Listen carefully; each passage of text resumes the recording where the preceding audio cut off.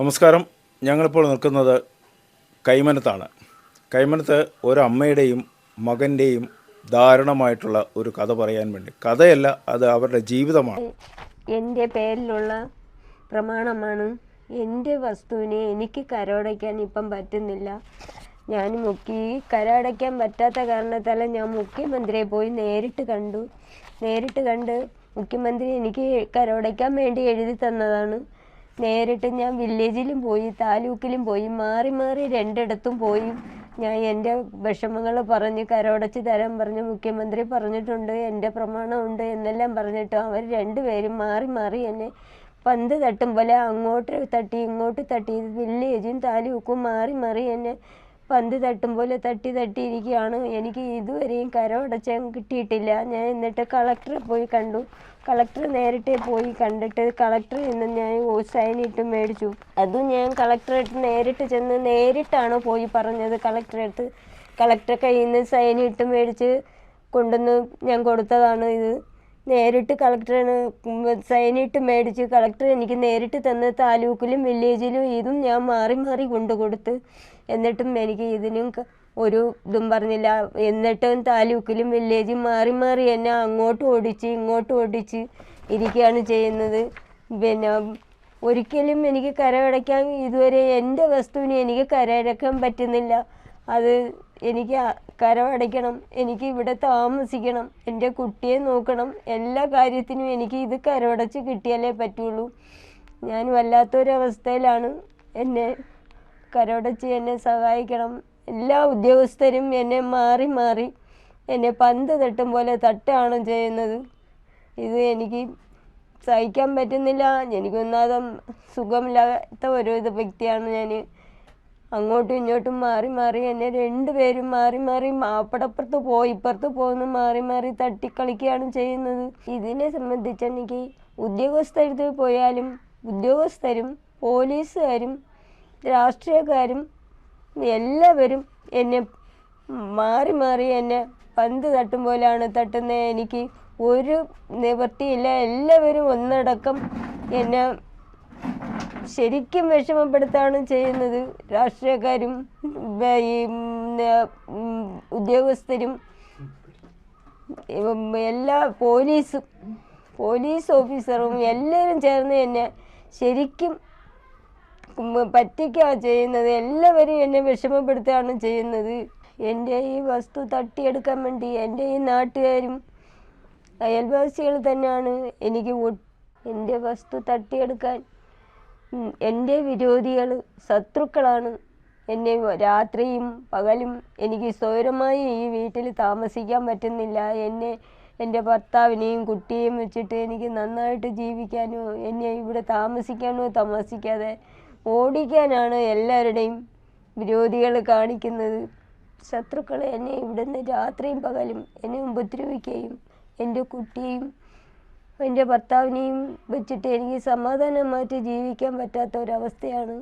രാത്രിയും പകലും വീട് കയറി ആക്രമവും ചീത്തവിളിയും ആൾക്കാരെ കൊണ്ടുവന്ന് വീട് കയറി അടിയും ബഹളവും ഇങ്ങനെ നിരന്തരം എന്നെ ശല്യം ചെയ്തിട്ട് എന്നെ ഇവിടുന്ന് വീട്ടിൽ നിന്ന് അടിച്ചോടിക്കാനാണ് അവരുടെ ശ്രമം. വീട് കയറി ആക്രമണവും മിക്ക ദിവസവും രാത്രിയിലും പകലും പകലെല്ലാം പെണ്ണുങ്ങൾ വന്ന് ബഹളം കൂടുതലും ഉണ്ടാക്കും. രാത്രിയിലെല്ലാം ആണുങ്ങളാണ് ഓടി വന്നിട്ട് ചീത്ത വിളിയും വിളുക്ക ഉറങ്ങാൻ പറ്റാത്ത ഒരവസ്ഥയാണ്. കല്ലെടുത്ത് ഞങ്ങളുടെ കുരയിൽ എറിയവലും ചീത്ത വിളിയും പിന്നെ ഈ പട്ടർ ഷാറ്റ് ഇറങ്ങി വാടാ, നിന്നെ കാണിച്ചു തരാൻ ഇറങ്ങി വാടാന്നും പറഞ്ഞിട്ടാണ് വെല്ലുവിളിയാണ് എല്ലാവരും വീട്ടിൻ്റെ നടയിൽ എന്നിട്ട് അവർ ശരിക്കും നിന്ന് ഞങ്ങളെ വെല്ലുവിളിച്ച് ചീത്തവിളിയും ബഹളവും. ഒരു ദിവസവും രാത്രിയിൽ ഞങ്ങൾക്ക് മനസ്സമാധാനമായിട്ട് ഉറങ്ങാൻ പറ്റാത്ത അവസ്ഥയാണ്. പകല് മൊത്തം പെണ്ണുങ്ങളാണ് എന്നെ കയറി വന്നിട്ട് നീ ഇങ്ങോട്ട് വാ, നിന്നെ ഞങ്ങൾ പെണ്ണുങ്ങൾ തന്നെ ശരിയാക്കി തരാം, ഇനി ഇവിടെ നിന്നെ ജീവിക്കാൻ വയ്ക്കത്തില്ല, ഞങ്ങൾ പെണ്ണുങ്ങൾ മതി നിന്നെ കയ്യേറി ചെയ്യായി എന്നും പറഞ്ഞ് കുറേ പെണ്ണുങ്ങളായിട്ട് ഇവിടെ ഉള്ള കുറേ ശത്രുക്കൾ വന്നിട്ട് എന്നെ ആക്രമിക്കാൻ പകലും രാത്രിയിൽ ആണുങ്ങൾ വന്നിട്ടാണ് വെല്ലുവിളിക്കണേ. എൻ്റെ ആണുങ്ങൾക്ക് ഉറങ്ങാൻ പറ്റാതെ വീട്ടിൽ കല്ലെറിയും ബഹളവുമാണ്. ഒരു ദിവസവും എൻ്റെ മോന് മനസ്സമാനത്തിൽ ഉറങ്ങാൻ പറ്റുന്നില്ല. ബഹളം, പടക്ക് വെച്ചിട്ട് വീട് തീ കത്തി. അങ്ങനെ ദീപാവലിക്ക് പടക്കെറിഞ്ഞും ഞങ്ങളെ ശല്യം ചെയ്യുകയാണ് ചെയ്യുന്നത്. പിന്നെ ഒരു ദിവസവും എൻ്റെ ഭർത്താവിന് 63 വയസ്സായി, എനിക്ക് 60 വയസ്സാവാൻ 89 വയസ്സായി. എൻ്റെ മോന് 30 വയസ്സായി. എൻ്റെ പിള്ളേക്ക് സുഖമില്ലാത്ത മോനാണ്. അവൻ മാനസിക വെല്ലുവിളി ഉള്ള ഒരു കുട്ടിയാണ്. അവന് ഓട്ടിസം ബാധിച്ചിട്ടുണ്ട്. അങ്ങനത്തെ ഒരു കുട്ടിയാണ്. അവനും മരുന്ന് വാങ്ങാനോ, ഭർത്താവിന് സുഖമില്ല. എനിക്ക് ഇപ്പം കരൾ രോഗം ബാധിച്ച് ഞാനും ഒരു അവസ്ഥയിലാണ്. ഞങ്ങൾക്ക് ജീവിക്കാനുള്ള ഒരു മരുന്ന് വാങ്ങി ജീവിക്കാൻ പോലും ഇല്ലാത്ത അവസ്ഥയിലാണ് ഞങ്ങൾ ഇപ്പോഴും ജീവിക്കുന്നത്. ഇത്രയും ഞങ്ങൾ കഷ്ടത്തിലാണ് ഇപ്പോൾ ജീവിക്കുന്നത്. എൻ്റെ മോനും ആണെങ്കിൽ എല്ലാം വല്ലാത്തൊരവസ്ഥയാണ് അവന്. ഈ കയ്യിലിരിക്കുന്ന എല്ലാം എൻ്റെ വസ്തുക്കളുടെ രേഖകളാണ്. എല്ലാം എൻ്റെ വസ്തുക്കളുടെ രേഖകളാണ്. എനിക്കിവിടെ ഒരു അടച്ചുറപ്പുള്ളത്തൊരു റൂം പോലും ഇല്ല. ഈ വീട്ടിൽ ഞാൻ വളരെ ബുദ്ധിമുട്ടിയാണ് ജീവിക്കുന്നത്. എൻ്റെ മോനും മരുന്ന് വാങ്ങിക്കാനോ ഞങ്ങൾക്ക് ആർക്കും ഒരു നിവൃത്തിയില്ലാത്ത ഒരവസ്ഥയിലാണ് ജീവിക്കുന്നത്. ഞങ്ങളെ ഇതിനകത്തുനിന്ന് അടിച്ചിറക്കി വിടാനാണ് എല്ലാവരുടെയും തീരുമാനം. പക്ഷേ എങ്ങോട്ട് പോകും? എൻ്റെ ഈ സുഖമില്ലാത്ത മോനെയും ഈ ഭർത്താവിനെയും ഞാനും എവിടെ പോവാനാ? ഞങ്ങൾ അടിച്ചിറക്കാൻ, ഞങ്ങൾക്ക് ജീവിക്കാനാ ഒരു മാർഗവും ഇല്ല, ഒരു പൈസയും ഇല്ലാത്ത അവസ്ഥയാണ്. ഞങ്ങൾ ഇത്രയും നിവൃത്തിയില്ലാതെ ജീവിക്കുന്ന ഞങ്ങളെ അടിച്ചിറക്കി ആക്രമിച്ച് ഞങ്ങളെ വീട്ടിൽ നിന്ന് പുറത്തടിക്കത്തെ വസ്തുക്കളെല്ലാം കയ്യേറാനാണ് എല്ലാവരുടെയും ആഗ്രഹം. എങ്ങനെയെങ്കിലും ഞങ്ങളെ ഇവിടുന്ന് തുരത്തണം, ഇതാണ് അവരുടെ ആഗ്രഹം. പക്ഷേ എനിക്ക് എൻ്റെ ഈ മോനെയും ഹസ്ബൻഡിനെയും ഞാനുമായിട്ട് എവിടെ പോവാനാ? ഞങ്ങളെ വീട് വിട്ട് എവിടെ പോവാനാ? ഞങ്ങൾക്ക് ഒരു നിവൃത്തിയില്ലാത്ത ഞങ്ങൾ എങ്ങനെയാണ് ജീവിക്കുക?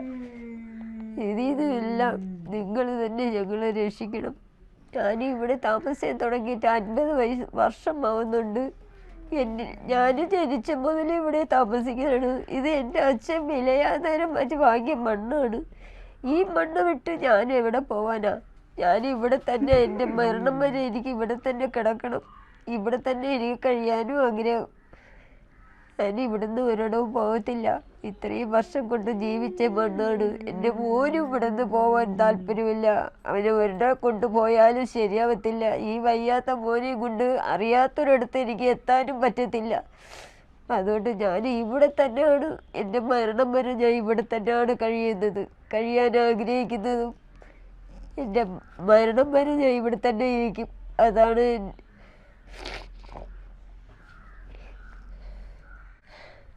ഇതിനെല്ലാത്തിനും നിങ്ങൾ തന്നെയാണ് എന്നെ, ഇതൊഴികെ എല്ലാം നിങ്ങൾ തന്നെയാണ് എന്നെ രക്ഷിക്കേണ്ടത്. ശരിക്കും നിങ്ങൾ തന്നെയാണ് എന്നെ രക്ഷിക്കാനുള്ളത്. നിങ്ങൾ തിരുവനന്തപുരം പ്രസ് ക്ലബ്ബിൽ വെച്ച് ഒരു പത്രസമ്മേളനം നടത്തി. നിങ്ങളുടെ വീട് നഷ്ടപ്പെടാൻ പോവുകയാണ്. ഏകദേശം 1 ഏക്കർ 85 സെന്റ് വസ്തു നിങ്ങൾക്കുണ്ട്. 84 സെന്റ്. അപ്പോൾ 84 സെന്റ് വസ്തു ഉണ്ട്. അതെല്ലാം ഇപ്പം തൊട്ട് അയൽവാസികൾ കൈയടക്കി വെച്ചൊക്കെയാണ്. ജീവിക്കാൻ നിവർത്തിയില്ല. ഭക്ഷണത്തിന് പോലും വളരെയധികം അരിഷ്ടാവസ്ഥയാണ്. ഒരു മകൻ അസുഖബാധിതനാണ്. അപ്പം അത് കഴിഞ്ഞ് നിങ്ങൾ കോടതി കേസ് നൽകുകയും അത് 22 സെന്റ് നിങ്ങളുടെ പേരിൽ 22.5 സെന്റാണ് നിങ്ങൾക്ക് കിട്ടിയത്. അതിനകത്തുള്ള കെട്ടിടങ്ങളുമാണ് വിധിയായത്. അതിൽ 22.5 സെന്റ് എന്ന് പറയുന്നതിന് എനിക്കിപ്പോൾ ആകെ കൂടെ, ഞാൻ 28-ാം തീയതി ഞാൻ വീട്ടിലില്ലാത്ത നേരത്ത് 5 സെന്റ് വളർന്നു വെച്ചിട്ട് ജൂഡ് എന്ന് പറയുന്ന സജി എന്ന് വിളിപ്പേരുള്ള ജൂഡ്, അവൻ്റെ വക്കീലും മാറ്റി വേഷം മാറി വന്ന് അളന്ന് തിട്ടപ്പെടുത്തി എനിക്കൊരു 5 സെന്റ് മാറ്റിയിട്ട് ബാക്കിയെല്ലാം അവനുള്ളതാണെന്ന് പറഞ്ഞു. യഥാർത്ഥത്തിൽ അവന് വസ്തുവില്ല എന്നുള്ള വിധി പേപ്പറാണ് വന്നത്. അവൻ കേസ് 1.35 എന്നുള്ള വസ്തു എടുത്ത് അവനുള്ളതാണെന്നും പറഞ്ഞിട്ട് എടുത്തിട്ടാണ് കേസ് ഫയൽ ചെയ്തത്. അവൻ്റെ അമ്മയാണ് വെച്ചത്, റീത്തമ്മ. ഞാൻ അവരുടെ വസ്തു എൻ്റെ കിടക്കണമെന്നാണ് വെച്ചത്. എന്നിട്ട് അതിൻ്റെ തെക്കേതിര് കണ്ടുപിടിച്ചു കൊടുക്കണമെന്ന് പറഞ്ഞു വെച്ചു. അപ്പോൾ കോടതി ബോധ്യപ്പെട്ട് കോടതിയിൽ ഹർജി വെച്ച് ഞാൻ എന്നിട്ട് 1 വർഷം വരെ ഇവിടെ കൊച്ചി പ്രഭാകരൻ എന്നുള്ള ആ വ്യക്തിയുടെ ഭാഗത്ത് 14 എൻ്റെ വെച്ചത്. ഈ 14 തൊട്ട് 15 വരെ ഈ കൊച്ചി പ്രഭാകരന്റെ പിറകെ പോയി. ഈ മനുഷ്യൻ കൈക്കാണ് വോട്ട് ചെയ്തോണ്ടിരുന്നത്. കാല് ചെരുപ്പ് തേയുന്നവരെ 1 വർഷവും നടന്ന്. ആ മനുഷ്യൻ പറഞ്ഞ് കോടതിയിൽ എന്ത് പറയണം അത് ഫലമാക്കാന്ന് പറഞ്ഞ് എന്നെ കോടതിക്ക് വിട്ടു. എന്നാൽ ആരും എന്നെ എല്ലാ പട്ടികയിലും പോയപ്പോ ആരും എന്നെ സഹായിച്ചില്ല. സഹായിക്കാത്ത കാരണത്താല് ഞാൻ അമ്പലത്തിൽ തൊഴുങ്കോട്ട് കൊണ്ടുവച്ച് തൊഴുത് കരഞ്ഞു പറഞ്ഞു, ഞാൻ ഒരു തെറ്റും ചെയ്തില്ല, അമ്മ തന്നെ എന്റെ സത്യം കാണിച്ചു തരണമെന്ന് പറഞ്ഞു വെച്ചിട്ട് ഞാൻ കേസിന് കയറിയപ്പോ വക്കീല് മോഹൻദാസ് സാറിന്റെ കൊടുത്തത്. മോഹൻദാസ് സാറ് അപ്പോഴും തന്നെ വാങ്ങിയിട്ട് ഇവരപ്പോഴും ഈ മീഡിയേഷനിൽ വരെയില്ല. മീഡിയേഷൻ എടുത്ത് സുരേഷ് സാറ് പറഞ്ഞ് മോക്ക് അനുഗ്രഹം കിട്ടും, മോളെ ജയിക്കുള്ളൂ എന്ന് പറഞ്ഞ് എനിക്ക് കേസ് കിട്ട് മോഹൻദാസിന്റെ അടുത്ത് ഏൽപ്പിച്ചു. ആ സമയത്ത് എന്റെ അച്ഛന്റെ പ്രമാണം എനിക്കറിയില്ല. ഒരു കാര്യം ചോദിച്ചോട്ടെ, ഇത് നിങ്ങളുടെ അച്ഛന്റെ പേരിലുള്ള വസ്തുവാണോ?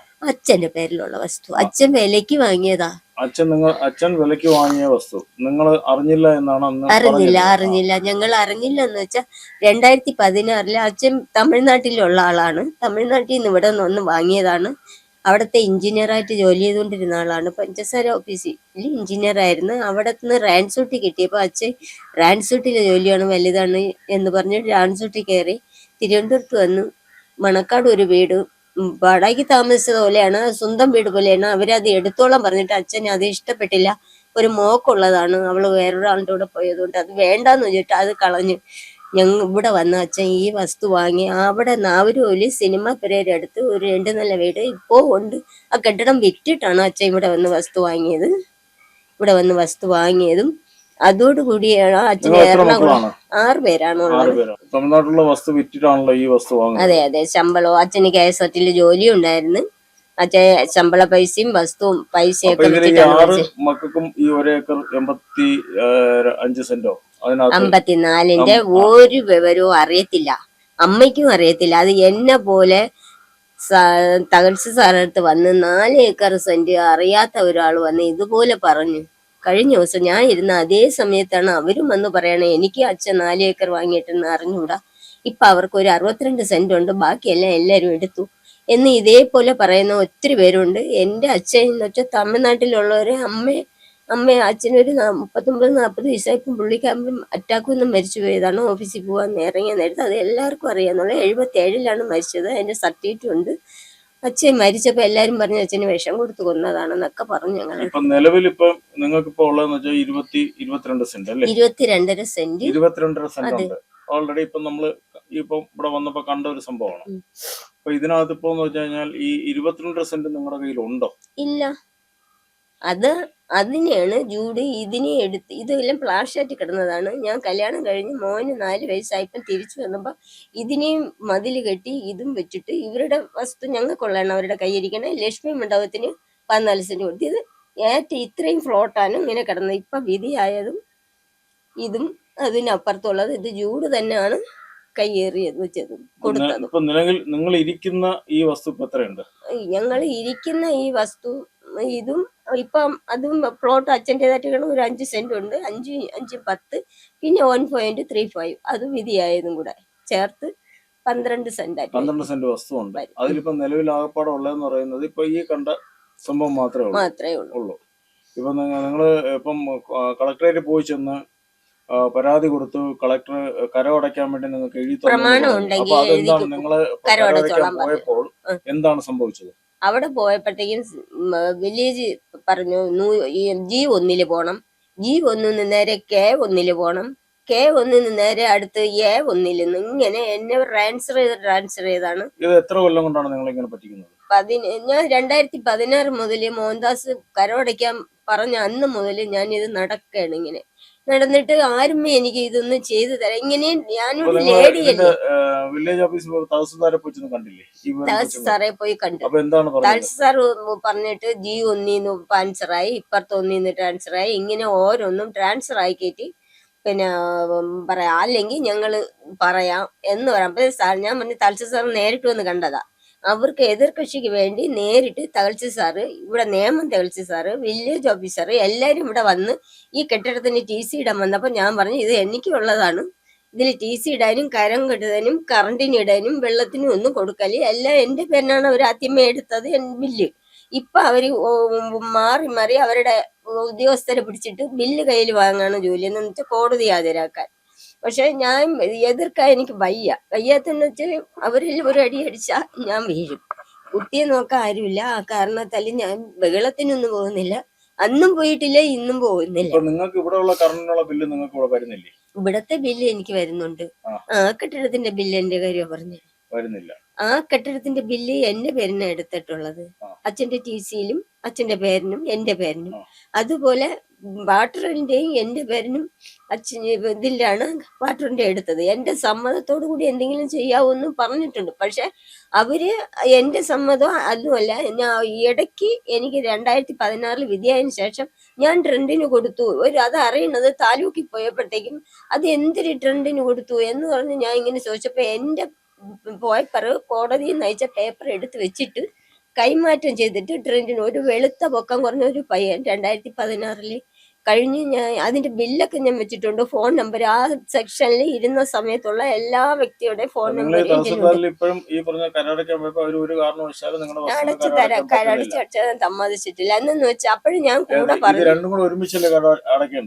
അതേ ഇത് രണ്ടും ഒരുമിച്ച് അടയ്ക്കേണ്ടത്. ഞാൻ പറഞ്ഞില്ലേ എനിക്ക് ഇങ്ങനെ അച്ഛൻ ഇത്രയും വസ്തു എന്റെ പേരിന് എഴുതിയിട്ടുണ്ടെന്നും എന്റെ അച്ഛന് ഇത്രയും വസ്തു വാങ്ങിയിട്ടുണ്ടെന്നും എനിക്ക് അറിയാത്ത കാരണത്തിൽ കേസിന് പോയി വിധിയായതിനു ശേഷമാണ് എനിക്ക് ഈ വ്യക്തമായിട്ടുള്ള കാരണം മനസ്സിലായത്. അല്ലാതെ ഞാൻ ഇതൊന്നും മനസ്സിലാക്കിയിട്ടില്ല. അതുപോലെ ഞങ്ങൾക്ക് ഇതിന്റെ ഞാനും ഒരു 50 കൊല്ലം കൊണ്ട് പ്രസവിച്ചപ്പോ മുതല് അച്ഛൻ താമസിക്കുകയാണ്. ഇതെല്ലാം ഒരു ഫ്ലോട്ടായിട്ട് അപ്പോഴും കിടക്കായിരുന്നു. എനിക്ക് എഴുതി ഞാൻ കല്യാണം കഴിഞ്ഞ് മോന് 4 വയസ്സായതിനു ശേഷമാണ് ഇതൊക്കെ വന്നിട്ട് പോയിട്ട് ഞാൻ മോനെ ഹോസ്പിറ്റലിൽ പോയി. അവന് സുഖമില്ലാത്തവനെ എപ്പോ ഹോസ്പിറ്റലിൽ അന്ന് വന്ന് വീണ് ഫിറ്റ് വന്നു. അതോടുകൂടി അഡ്മിറ്റ് ആയിട്ട് വന്നപ്പോ ഇവിടെ ഒരു മതിലും ഒരു വീടും ഒക്കെ അങ്ങ് ആയി. അപ്പൊ എതിർത്തപ്പോ ഇവര് ഈ റീത്താമ്മയും ജൂഡും കൂടെ എന്ന് പറഞ്ഞു നീ എതിർക്കാൻ ഒന്നുമില്ല അങ്ങനെയെന്ന് കുറെ വഴക്കടിച്ചു. അപ്പൊ എന്നിട്ടും എനിക്കത് എന്റേതാണ് അവര് കൈയേറി എന്നുള്ളത് മനസ്സിലായില്ലായിരുന്നു. അതിനുശേഷമാണ് കേസിന് പോയി. അത് വെച്ച് 20 കൊല്ലം കഴിഞ്ഞിട്ട് അവര് എന്റെ കേസിന് വെച്ചത്. എന്റെ മേലില് കേസ് വെക്കുമ്പോ ഇത് അവർക്ക് പിടിക്കാൻ വേണ്ടിയിട്ടാണ് അവര് കേസ് വെച്ചത്. അപ്പം കേസ് വെച്ചപ്പം എന്റെ ഫ്ലോട്ടിലാണ് അവര് കേസ് വെച്ചിരിക്കുന്നത് എന്നുള്ളത് മനസ്സിലായി. അധികാരം എന്താണെന്ന് അവർക്ക് എന്നെ അറിയില്ല, എനിക്ക് എന്നെ അറിയില്ല. അത് അവർക്കറിയാം. ഒരു അധികാരവും ഇല്ല. അധികാരം എന്ന് വെച്ചാൽ നമ്മൾ കൊടുത്തിട്ടില്ല. അവര് വന്നിട്ട് ഇവിടെ താമസമില്ല, ഇവിടെ ഇല്ല. ഈ കെട്ടിടം വെക്കുമ്പോൾ ഞാൻ പൊളിച്ചു മാറ്റാൻ പേപ്പർ കൊടുത്തു, സെക്രട്ടറിക്ക് പേപ്പർ കൊടുത്ത് പൊളിച്ചു മാറ്റാൻ 4 പേര് തിരുവനന്തപുരത്ത് നിന്ന് വന്നു. തിരുവനന്തപുരം സെക്രട്ടറിക്ക് നഗരസഭയിൽ അറിയിച്ചു. ഞാൻ അറിയിച്ച പ്രകാരമാണ് നഗരസഭയിൽ ഇല്ല ഇല്ല നമ്മളെ 16-12 ഇവിടുത്തെ ഇതേ TC ആണ് അതില് വെക്കലേന്ന് ഞാൻ തടഞ്ഞു. വാർഡ് കൗൺസിലറെ ഈ ഓർഡർ കിട്ടി അന്ന് പോയി കൗൺസിലർ കയ്യിലാണ് ഓർഡർ കൊടുത്തത്. ഓർഡർ കൊടുത്തിട്ട് കൗൺസിലർ എടുത്ത് പറഞ്ഞ് മോളെ എന്നാണ് ഞാൻ വിളിക്കണേ, ഞാനാണ് കൂടെ ഇറങ്ങി നിന്ന് വർക്കിയപ്പോ മക്കളെ ഇങ്ങനെ ഒരു പേപ്പർ എനിക്ക് വിധിയായിട്ടുണ്ട്, മക്കൾ അതിനെ എന്നെ മാറ്റി തരണം. അതിനെ എനിക്ക് അറിഞ്ഞൂടെ മാമി എന്ന് പറഞ്ഞിട്ട് ഞാൻ പല പ്രാവശ്യവും അംഗൻവാടി ഒഴിപ്പിക്കണമെന്നൊക്കെ പറഞ്ഞു പോയി. അന്ന് അവർക്ക് അറിഞ്ഞൂടാ. പക്ഷെ ഞാൻ സെക്രട്ടറി വഴി ഇത് ഒഴിപ്പിച്ചു, നേരിട്ട് പോയി ഒഴിപ്പിച്ചു. ഞാൻ തന്നെയാണ് അതിന്റെ ലെറ്റർ വെച്ചിട്ടുണ്ട്. ഒഴിപ്പിച്ചതും കരവാടിന് ഇവരെ ഒന്നിനും കയറാൻ പാടില്ല എന്ന് പറഞ്ഞുള്ള എല്ലാ ലെറ്ററും എൻ്റെ ഉണ്ട്, ഞാൻ കൊടുത്തിട്ടുണ്ട്. ഇത് കെട്ടിടം ഇടിച്ചു മാറ്റാൻ കൊടുത്തപ്പോൾ 4 പേര് വന്ന് ഇവിടെ ഉള്ള എല്ലാവരും, ലക്ഷ്മണൻ പിള്ള, പിന്നെ ശശിധരൻ, ഇങ്ങനെ ഇത്തിരി വിലപിടിപ്പുള്ള കൊച്ചി പ്രഭാരൻ, പ്രതാപൻ, ഇങ്ങനെയുള്ള കുറെ പേരുണ്ട്. പിന്നെ പ്രതാപൻ എന്ന് പറഞ്ഞാൽ പിന്നെ ഹിരി എന്ന് പറഞ്ഞ ഇവരൊക്കെ വലിയ ആൾക്കാരാണ്. ഇവരെ കൂടെ എനിക്ക് പിടിച്ചു നിൽക്കാൻ പറ്റില്ല എന്നുള്ള കാര്യം അറിയാലോ. ഇവരെല്ലാരും കൂടെ ആ 4 പേര് വന്നവരെ മാറ്റിവിട്ടു, പൈസ കൊടുത്ത്. രാവിലെ വന്നവര് 2 മണിയായപ്പം തിരിച്ചു പോയി. അപ്പൊ അവരാള് മാറി വന്ന് എന്റെ വീട് ഇത്തിരി പഴയതായോണ്ട് ഇതാണ് പൊളിച്ചു മാറ്റാൻ പറഞ്ഞെന്ന് പറഞ്ഞ് ഞാൻ കക്ഷിയാണ് കൊടുത്തതെന്നും അറിയാതെ ഈ വീട് പൊളിച്ചു മാറ്റാൻ വന്ന 4 പേര്. അങ്ങനെയാണ് ഇത് ഞാൻ കൊടുത്ത പേപ്പറിന് പൊളിച്ചു മാറ്റാൻ ആള് വന്നെന്ന് ഇനി മനസ്സിലായത്. ഉടനെ അവര് എല്ലാരും കൂടെ അവിടെ കൊണ്ടുവന്ന് പോയിട്ട് പൊളിച്ചു മാറ്റാൻ പറ്റൂല എന്നുള്ള എല്ലാം കൊടുത്ത് അവർക്ക് കൈമടക്കം കൊടുത്തു വിട്ടു. പക്ഷെ ഇതിന്റെ പിറകെ നിന്ന് പോകണമെന്നുള്ളത് എനിക്ക് അറിയില്ല. ഈ കേസ് വഴക്ക് ഇങ്ങനെയുള്ള കാര്യം ഞാൻ ആദ്യമായിട്ടായിട്ട് എനിക്ക് ഒന്നും അറിയില്ലായിരുന്നു. അല്ലെങ്കിൽ ഞാൻ പിറകെ പോയി ഇവരെ പിടിക്കുമായിരുന്നു. പിന്നെ പിന്നെ ഇവര് വക്കീലന്മാര് കളിപ്പിക്കാൻ തുടങ്ങിയപ്പോഴാണ് ഞാൻ കോടതി കയറാൻ തുടങ്ങിയത്. 2018 കഴിഞ്ഞ് 19 അല്ല, ഇപ്പൊ ഈ കയറിയപ്പോഴാണ്. അടുത്ത കാലത്ത് നിങ്ങളെ ക്ലബിൽ വെച്ച് പറഞ്ഞല്ലോ, നിങ്ങൾ പിടിച്ചെടുത്ത വസ്തു പോലീസുകാരെ കൊണ്ടുവന്ന് തിരിച്ച് താക്കോല് അതെ വാങ്ങിച്ചു അതെ കൊടുത്തു. അതെന്താ സംഭവം? അത് ഈ കെട്ടിടം ഞാൻ ഓപ്പറേഷൻ കഴിഞ്ഞ് വന്നപ്പോഴത്തേക്കും ഈ പൊടി അടിക്കാൻ പാടില്ലെന്നപ്പോ ഞാൻ ആ കെട്ടിടത്തിലൂടെ കേറാന്നും പറഞ്ഞ് കേറിയപ്പോ നമ്മളെ കെട്ടിടമല്ലേ, നമുക്ക് വിദ്യാലയം കേറിയപ്പം പോലീസ് വന്ന് ഞങ്ങളെ അടിച്ച് വെളിയിൽ ഇറക്കിയിട്ട് ഈ ഞങ്ങളെ കയ്യിലുണ്ടായിരുന്ന ആ റൂമിന്റെ താക്കോലെടുത്ത് അവർക്ക് കൊടുത്തു. ആര്? വിഷ്ണു, വിജയൻകുട്ടി, ശ്യാമള എന്ന്. അപ്പൊ അവര് കയ്യിൽ കൊടുത്തിട്ട് അത് 3-ാം തരം ഒരാളിന്റെ കയ്യിലാണ് കൊടുക്കണം പറഞ്ഞാണ് കൊടുത്തത്. പക്ഷെ അവര് ചെയ്തത് കുറച്ചു ദിവസം കഴിഞ്ഞപ്പം രാഖി രാമനും അവരുടെ വീട്ടിലെ സാധനങ്ങൾ കയറ്റിയിടാൻ തുടങ്ങി. രാത്രി 10-12 മണിക്ക് ശേഷം ആ കെട്ടിടം തുറന്ന് കയറ്റിയിടാൻ തുടങ്ങി. അങ്ങനെ ഞാൻ ഒരു പോലീസിനെ വിളിച്ചു, കൺട്രൂമിൽ വിളിച്ചു. ഞാൻ വിളിച്ചത്, ഞാൻ എപ്പോഴും വിളിക്കുന്നത്, ഞാൻ ഡയറക്ടറേറ്റിൽ ഇരുന്നതുകൊണ്ട് ഞാൻ ഡയറക്ടർ സാറിനെ വിളിക്കും. ഡയറക്ടർ സാർ നേരെ ഇവരെ വിളിച്ചു വിടും. ഇവരെ വിളിച്ചു വിടുമ്പോൾ ഇവര് ചെയ്യുന്നത് ഇവിടെ വന്നിട്ട് ശരിയെന്ന് പറഞ്ഞ് ഞാൻ വിളിച്ച പ്രകാരം വന്ന് നേരെ ഞാൻ ഇതിന്റെ ഈ കഥയുടെ ഒരു ഹോളുണ്ട്, അതിന്റെ ഇടയിൽ കൂടെ നോക്കി സാർ മരുന്ന് ചെയ്യണം. നേരെ ശ്യാമളയുടെ വീട്ടിൽ പോയിട്ട് പറഞ്ഞു എന്തെന്ന് വെച്ചാ, നിങ്ങൾ മാക്സിമം അവളെ പേരിന് മോനെ വഴക്കൊന്നുമല്ല, ഒന്നുമില്ല, അവനെ വിളിച്ച് അങ്ങോട്ട് പോവൂ, ഇതൊക്കെ ഇത് എടുത്തു കൊടുക്കുക. അങ്ങനെ സാർമാര് പറഞ്ഞെന്ന് വെച്ചാ, എന്ത് നിങ്ങൾക്ക് എവളെ പേരിന് കേസ് ചാർത്താൻ പറ്റുമോ അത്രയും കേസ് എവളെ പേരിന് ചാർത്തിക്കോണം. മാക്സിമം എഴുതി ചേർത്തോണം. നാളെ നമുക്ക് വേറെ നോക്കിക്കോളാം. ഈ രാത്രിയില് ഞാൻ അവളെ ഇപ്പൊ റോട്ടി ഇറങ്ങിയിട്ട് വിളിക്കുന്നു. ഈ അതേപോലെ ഈ സാർമാര് രണ്ടുപേരും ഇവിടെ വന്നിട്ട് ലക്ഷ്മി മണ്ഡപത്തിന് നടയിൽ തിരിച്ചു പോയി. എന്നിട്ട് അവിടെ ചെന്നിട്ട് എന്നെ വിളിക്കുകയാണ്, സാറേ പിന്നെ ഞാൻ അപ്പൊ ഞാൻ ഇങ്ങോട്ട് ഫോൺ ചെയ്തു. ഞാൻ ഫോൺ ചെയ്ത ഹോളിൽ നിന്ന് ഇങ്ങോട്ട് വിളിച്ചു. എന്ത് സാറേ, അത് ഞങ്ങക്ക് ലക്ഷ്മി മണ്ഡപം വരെ ഞങ്ങൾ നിൽക്കണ്, ഇങ്ങോട്ട് വന്നു കഴിഞ്ഞാൽ വീട് അറിയാം, വഴി അറിയാൻ പറ്റും, ഞങ്ങൾക്ക് വഴി അറിയാതെ നിൽക്കുകയാണ്, എവിടെ വരണം എങ്ങനെ വരണം. അപ്പോഴും ഞാൻ പറഞ്ഞു, സാറ് ഇപ്പം വന്ന് ശ്യാമളരെ വീട്ടില് എത്ര കേസ് വേണമെങ്കിലും എന്റെ മേലിൽ ചാർത്താൻ പറഞ്ഞിട്ടല്ലേ പോയത്. ഞാൻ അത് കേട്ടോണ്ട് നിൽക്കുകയാണ് സാറേ. സാർ എന്തിനാണ് പിന്നെ എന്നെ ഈ രാത്രി 2 മണിക്ക് എന്നെ വിളിച്ചത്? ഈ കരമന പോലീസ് സ്റ്റേഷനിൽ പരാതി കൊടുത്തിട്ടും പരാതി ഇതുവരെ എടുത്തിട്ടില്ല. കരമന സ്റ്റേഷനിൽ പരാതി കൊടുക്കുമ്പം ഇവര് ഈ കേസ് നടന്നുകൊണ്ടിരിക്കുമ്പോ റീത്താമ്മ തന്നെ പറയാണ്, പിന്നെ ഞാൻ എത്ര രൂപ വേണമെങ്കിലും സാറിന് തരാം, അവളെ മേലിൽ ഒരു കേസ് വെച്ചാ ഈ വസ്തു കേസ് അങ്ങ് പോകും, ഒരു പോലീസ് കേസ് നല്ലതായിട്ട് വെച്ച് കൊടുത്താൽ സാറിന് എത്ര ലക്ഷം വേണമെങ്കിലും തരാം. കരമന എസ് ഐയോട് പറഞ്ഞാണ്. എസ് ഐ ഏത് എസ് ഐയോടാ പറഞ്ഞത്? ഏത് എസ് ഐ എന്ന് വെച്ചാൽ എസ് ഐ ഇപ്പൊ മാറി. എസ് ഐ ആണോ പോലീസാണോ അതിനകത്ത് നിന്നു, അവരുടെ വീട്ടിന്റെ നടയിൽ നിന്നിട്ട്. എത്ര മണിക്കാണ് സംഭവിച്ചത്? രാവിലെ ഒരു 10:30-11 മണിക്കകത്ത്. ഞാൻ അമ്പലത്തിൽ പോയിട്ട് വരുമ്പോഴാണ് ഇത് കണ്ടിട്ട് വന്നത്. കേട്ടോണ്ടും വന്ന് ഞാൻ കാണുകയും ചെയ്തു. അപ്പോഴാണ് ചായ വെച്ച് ടെറസിന്റെ മണ്ടയിൽ ചായ വെച്ചിട്ട് ഇവര് ജൂഡിന്റെ ഭാര്യ ചായ കൊടുക്കുന്നു. ഇപ്പൊ നിങ്ങൾ നിലവിൽ പരാതി കൊടുത്തിട്ടുണ്ടോ? അവിടെ കൊടുത്തിട്ടുണ്ട്. ഞാൻ പലപ്പോഴും പരാതി കൊടുത്തിട്ടുണ്ട്. ആ പരാതി ആദ്യം മുതൽ എഴുതിയ പരാതി എന്റെ ഒരു റെസീറ്റും തന്നിട്ടില്ല, റെസീറ്റ് ഒന്നും തന്നിട്ടില്ല. പക്ഷെ സാധാരണ അത് പിന്നെ പിന്നെ സാറിനെ പോലുള്ള കുറെ പേര് എൻ്റെ കൂടെ ഇങ്ങോട്ട് ചോദിച്ചപ്പോഴാണ് എനിക്ക് മനസ്സിലാവണേ, നമ്മൾ ഒരു പരാതി കൊടുത്താൽ റെസീറ്റ് വാങ്ങണമെന്ന്. പക്ഷെ ഞാൻ റെസീറ്റ് വാങ്ങിയിട്ടില്ല. കമ്മീഷൻ ഓഫീസിൽ മാത്രം കൊടുക്കുമ്പോൾ കമ്മീഷൻ ഓഫീസിൽ നിന്ന് റെസീറ്റ് കിട്ടും. റെസീറ്റ് കിട്ടുമ്പം ഇവർക്ക് പിന്നെ എൻ്റെ കിട്ടും. പക്ഷെ ഈ കമ്മീഷൻ ഓഫീസിൽ കൊടുക്കുന്ന പരാതിയെല്ലാം ഈ കരമനയ്ക്കാണ് പാസ് ചെയ്യണത്. കരമനക്കാര് എന്തിനാണ് ഇത് മുക്കിക്കളയലാണ് പരിപാടി. ഒരു കേസിന്റെയും കാര്യങ്ങളും ഒന്നും അന്വേഷിക്കില്ല. അത് കമ്മീഷണർക്ക് മുഖ്യമന്ത്രിക്ക് ഒരു 4-5 പ്രാവശ്യം ഞാൻ വെച്ചത്. ഒരിക്കൽ ഞാൻ കരമടയ്ക്കാൻ തന്നെ കൊണ്ടുവച്ചു. അവരുടെ പരിപാടിയിൽ കയറി. എന്നിട്ട് നേരിട്ട് വന്ന് വില്ലേജ് ഓഫീസറേയും തഹസിൽദാറേയും വിളിച്ചു. ഇവരുടെ പരാതി ഉടനെ റെഡിയാക്കി കൊടുക്കണം, മോന് സുഖമില്ലാത്തതാണ്, മോനും പൈസ കിട്ടില്ല, പെൻഷൻ കിട്ടില്ല എന്നൊക്കെ ഉടനെ ശരിയാക്കി കൊടുക്കണം. ടീച്ചർ ഇരിക്കുമ്പോഴാണ്, ടീച്ചറും ഈ സാറും മുഖ്യമന്ത്രി ഇരിക്കുമ്പം നമ്മളെ SMB സ്കൂളിൽ വെച്ചാണ്. അപ്പൊ മോൻ അവിടെ +2 പഠിച്ചുകൊണ്ടിരിക്കുകയായിരുന്നു. അങ്ങനെയാണ് ഞാൻ അവിടെ പോയി പരാതി കൊടുത്ത് മുഖ്യമന്ത്രി ഉടൻ തന്നെ എനിക്ക് കരമടയ്ക്കാൻ ശരിയാക്കിയപ്പം ഇവര് തഹസിൽദാർക്കും വില്ലേജ് ഓഫീസർക്കും പേന കണ്ടില്ല എന്ന് പറഞ്ഞു. സാറേ, ഞാൻ പേന എടുത്തോണ്ട് വരട്ടെന്ന് പറഞ്ഞ ആള് അപ്പോഴവർ രണ്ടുപേരും മുങ്ങിയവര് പിന്നെ വന്നിട്ടേ ഇല്ല. രാത്രി 7 മണി വരെ ഞാൻ അവിടെ നിന്ന് മുഖ്യമന്ത്രിയും അലോൺസ്മെന്റ് ചെയ്യുന്ന തഹസിൽ സാറും വില്ലേജ് ഓഫീസറും തിരുവനന്തപുരം തഹസിൽ സാറേ നിയമ വില്ലേജ് ഓഫീസറിനും മാറി മാറി വിളിച്ചിട്ട് അവർ രണ്ടുപേരും ശരിക്കും വന്നിട്ടില്ല. പറഞ്ഞാൽ മുഖ്യമന്ത്രി നിങ്ങൾക്ക് കരമടയ്ക്കാൻ വേണ്ടിയുള്ള എല്ലാ സഹായം ചെയ്തു ചെയ്ത് തന്നപ്പോൾ ചെയ്ത് ശരിക്കും പറഞ്ഞാൽ ഉടൻ തന്നെ തഹസിൽദാരും ചെയ്തു തരാൻ വില്ലേജ് ഓഫീസറും മുങ്ങി സ്ഥലത്ത് നിന്ന്. മുങ്ങി സ്ഥലത്ത് പേന നിന്ന് കണ്ടില്ല അപ്പോഴും എന്ന് പേന കണ്ടില്ല എന്ന് പറഞ്ഞ് അപ്പോഴും മുങ്ങി. അതാണ് ചെയ്തത്. ഇതുപോലെ പല കാര്യങ്ങളും ഞാൻ ചെല്ലുമ്പം അവര് മുങ്ങുന്ന ഒരു ദിവസം ഇതേപോലെ തന്നെ ഒരു ദിവസം ജൂഡ് ഇവിടെ വീട്ടിൽ കയറി അടിച്ച് പഴക്കുണ്ടാക്കിയിട്ട് അവരടി ഉണ്ടാക്കണം, പോലീസ് കേസ് ഉണ്ടാക്കിയത് നമുക്കറിയില്ല. അല്ല, ഈ നിങ്ങൾ പറയുന്നുണ്ട് ഈ ജൂഡെന്ന് പറയുന്ന വ്യക്തിക്കും നിങ്ങൾക്കുമായിട്ട് എന്താണ് ഇത്ര ശത്രുത വരാനുള്ള കാരണം? ഒരു ശത്രുതയും എനിക്ക് ഒരു ശത്രുതയും വരാൻ കാരണം എന്ന് വെച്ചാൽ ഞാൻ ഒരു വഴക്കിനും പോയിട്ടില്ല. ഇവർക്ക് ഈ കേസ് എന്റെ മേലെ വെച്ച് എനിക്ക് വിധി വന്നോണ്ടേ നിങ്ങളുടെ ഇത്രയും വസ്തു കൈക്കലാക്കുക അവരുടെ ലക്ഷ്യം എന്ന് വെച്ചാൽ ഈ വസ്തു അവിടെ ജൂഡിന്റെ ഭാര്യ എന്റെയോട് പറഞ്ഞ് നിന്നെ ഞാൻ ഇതിനകത്ത് നിന്ന് ഇറക്കി വിട്ടിട്ട് നിന്റെ വസ്തു കൂടെ ഞങ്ങളെ കയ്യിലാക്കും, ആക്കിയിട്ട് ഇതിനകത്ത് നിന്ന് ഇറക്കി വിടും. എന്നിട്ട് വിജയൻകുട്ടി പറഞ്ഞു നിന്നെ ഇതിനകത്ത് നിന്ന് ഇറക്കി വിട്ടിട്ട് ചെമ്പുള്ളിയും കരിമ്പുള്ളിയും കുത്തി കരമ്പഞ്ഞാറ്റി കൊണ്ട് ഒഴുക്കും എന്നും പറഞ്ഞു. പക്ഷെ ഞാൻ ആരോടും മറുപടി പറഞ്ഞില്ല. രാത്രി വെള്ളം ഒടിച്ചിട്ടാണ് വിളിച്ചു പോകുന്നത്.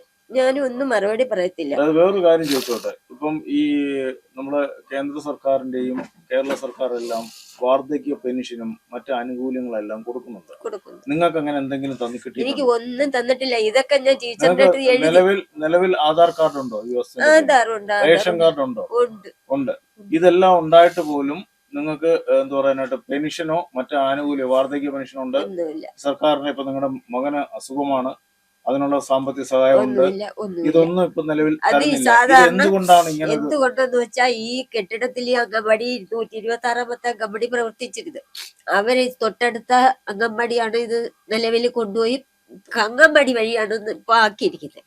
അവര് ഞങ്ങൾക്ക് ഒന്നും ചെയ്തു തരാൻ തയ്യാറല്ല. ഇത് കൗൺസിലറാണ് ചെയ്തു തരേണ്ട, പക്ഷെ ലിസ്റ്റ് ഇടുന്നത് അംഗൻവാടി വഴിയാ. അല്ല, ഒരിക്കലും അല്ല. അംഗൻവാടി അല്ല ലിസ്റ്റ് ഇടുന്നത്. നിങ്ങൾക്ക് ഇപ്പം വാർദ്ധക്യകാല പെൻഷൻ കിട്ടാനോ അല്ലെങ്കിൽ നിങ്ങളുടെ കൗൺസിലർ വഴി തന്നെയാണ്. അതില്ലെങ്കിൽ നമുക്ക് വികലാംഗ വഴി ഞാൻ ശ്രമിച്ചു. വികലാംഗ വഴി ചെന്ന് എല്ലാ പേപ്പറും കൊടുത്തപ്പോഴത്തേക്കും അവര് അവിടെ നിന്ന് പറഞ്ഞ ഇത് നിങ്ങൾ ഒരിക്കൽ എനിക്ക് ശരിയാക്കി തരാന്ന് പറഞ്ഞ എല്ലാം എടുത്തു. കൗൺസിലർ ആരാണ്? ആശാനാഥാണ്. ആശാനാഥ് ഒന്നും ചെയ്തു തരാൻ തയ്യാറല്ലായിരുന്നു. ആശാനാഥിന്റെ പല കാര്യവും പറഞ്ഞു പോകുമ്പോ അവക്ക് ഒന്നും അറിയില്ല എന്നാണ് പറയണത്.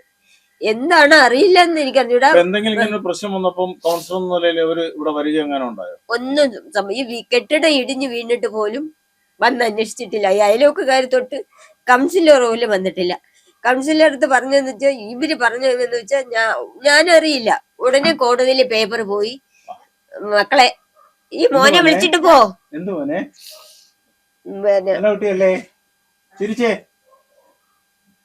ഒന്നുമില്ലടാ.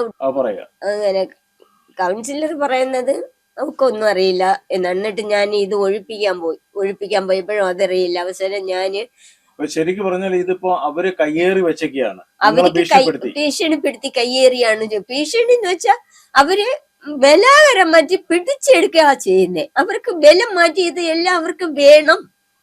അവര് എടുക്കും, എന്നിനതും കൂടെ എടുത്തിട്ട് എന്നെ ഇറക്കി വിടണം. ഇതാണ് അവരുടെ ബലമായിട്ടുള്ള എല്ലാവരും ഒറ്റക്കെട്ടോടെ. ഈ നേരെ ഇരിക്കുന്ന വീട്ടില് പ്രമാണം ഒന്നുമില്ല അവർക്ക്. എന്റെ വസ്തു കേസിനായപ്പോ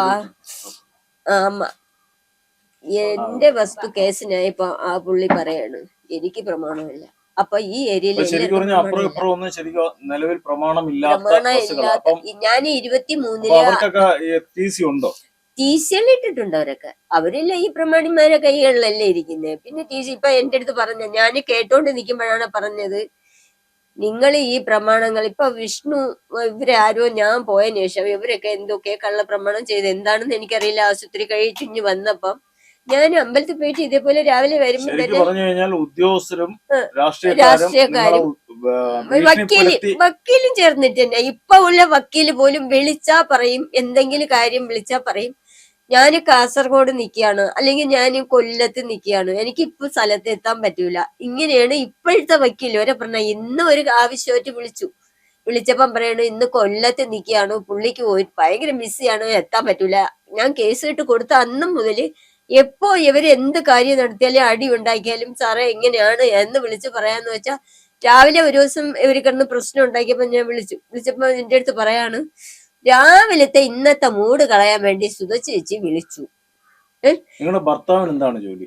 എന്റെ ഭർത്താവ് ആശാരി പണിക്ക് പൊക്കോണ്ടിരുന്നതാ.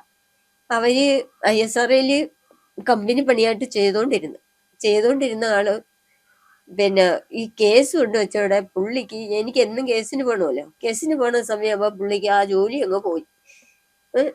അങ്ങനെ ആ ISRO പണി എല്ലാരും കൂടെ എടുത്ത് ചെയ്യുന്നതിന്റെ കൂടെ ചെന്നിരുന്നതാണ് പുള്ളി. അപ്പൊ അത് അങ്ങനെ പോയി. പുലിവേലിയേറ്റാണ് പോയിരുന്നത്.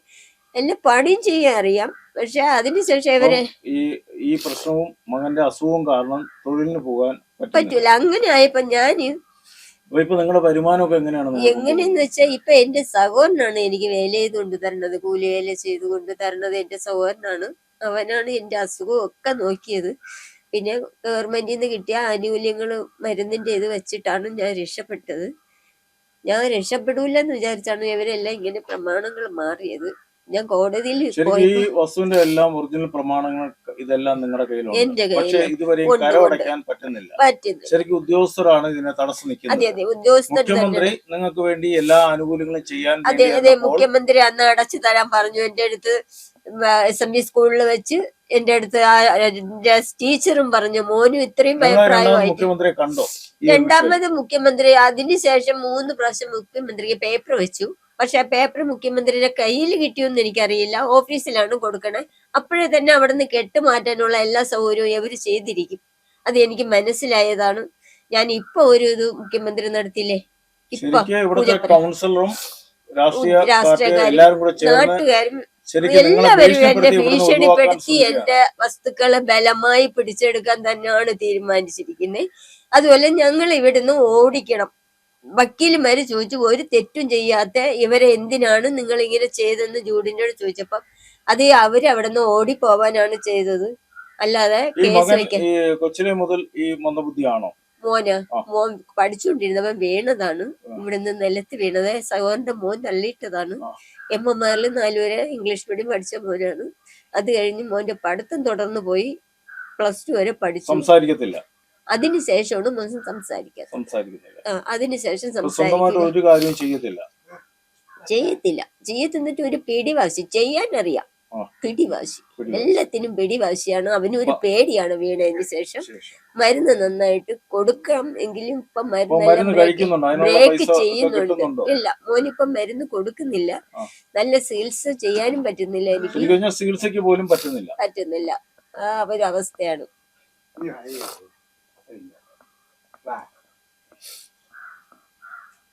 അവന് എന്തെന്ന് വെച്ചാ അമ്മ ശരിക്കും മകന് ഇപ്പൊ ചികിത്സക്ക് പോലും പൈസ ഇല്ല.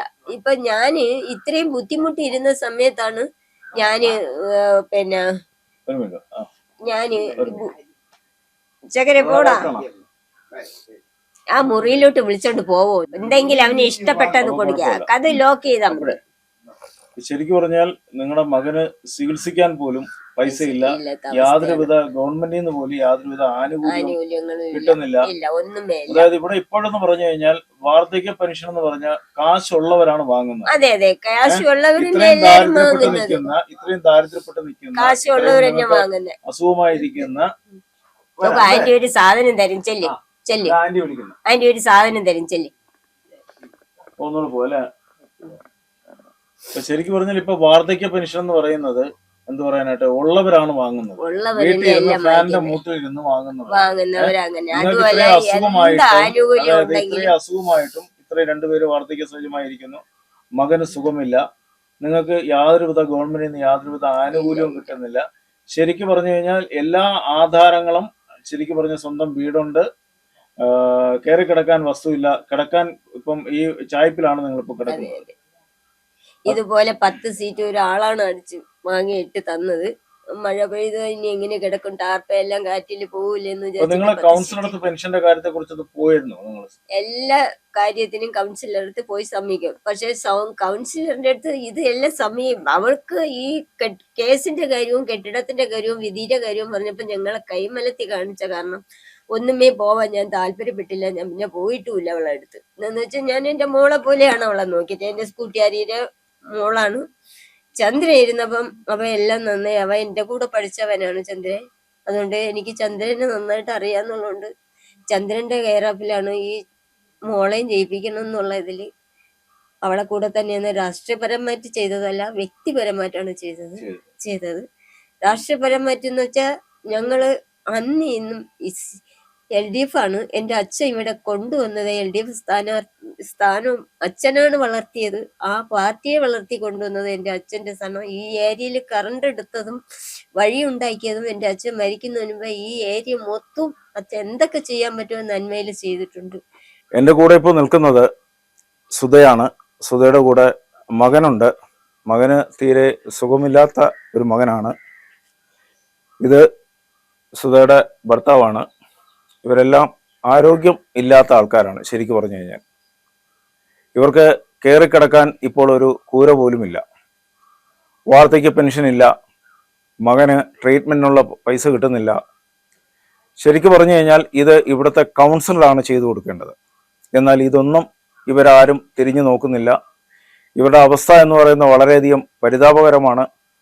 ഭക്ഷണം പോലും കഴിക്കാൻ നിവൃത്തിയില്ലാതെയാണ് ഇപ്പോൾ ഇവരിവിടെ കഴിയുന്നത്. സ്വന്തം വസ്തു നാട്ടുകാർ കൊണ്ടുപോകുന്ന അവസ്ഥയിലേക്ക് എത്തിയിരിക്കുന്നു. ഇപ്പോൾ ഇവരെ എങ്ങനെയെങ്കിലും ഇവിടുന്ന് തുരത്തി ഓട്ടിക്കുവാനുള്ളതാണ് ഉള്ള ഒരു ശ്രമത്തിന്റെ ഭാഗം നടന്നുകൊണ്ടിരിക്കുകയാണ്. സ്വന്തം വസ്തുവിന് കരമടയ്ക്കാൻ പോലും പറ്റാത്തൊരു അവസ്ഥയിലാണ് ഇപ്പോൾ ഇവർ പൊയ്ക്കൊണ്ടിരിക്കുന്നത്.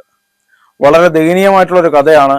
ഇപ്പം ശരിക്കും പറഞ്ഞു കഴിഞ്ഞാൽ തലസ്ഥാനത്ത് സെക്രട്ടേറിയറ്റിന്റെ താഴെ നിൽക്കുന്ന ഒരു സ്ഥലമാണ്, സിറ്റിയാണ് കൈമനം.